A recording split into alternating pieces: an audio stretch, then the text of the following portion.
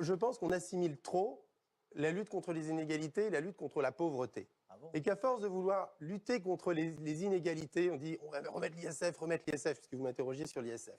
Et on oublie de lutter contre la pauvreté. Nous, on propose pour lutter contre la pauvreté quelque chose qui est très radical et qui est justement très libérateur et qui précisément décentralise et nous permet de changer de schéma. Ça s'appelle le revenu universel. Et ensuite, les gens font leur choix. Et dans cette philosophie, c'est la philosophie de l'ordre spontané. Voyez Benoît Hamon, Au lieu d'organiser la société en silos et la société industrielle du XXe siècle. On ne va pas refaire l'élection présidentielle. Ok, on ne va pas refaire l'élection présidentielle, mais s'il vous plaît, le revenu universel, c'est une valeur libérale.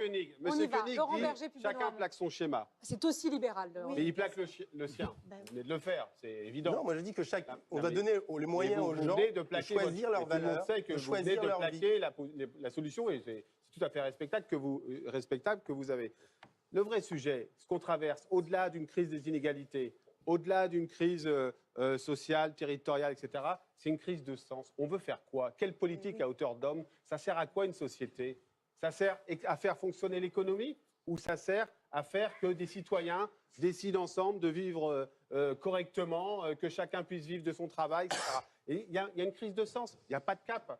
Ça, on ne peut pas gouverner un pays en se disant qu'il y a une règle budgétaire absolue. Ça ne marche pas. Donc c'est la faute à qui s'il n'y a pas de... Non, c'est une faute collective. Vous savez, moi, la recherche de coupables, je crois que c'est le débat public qui crève de ça. Mais est-ce qu'on peut pas...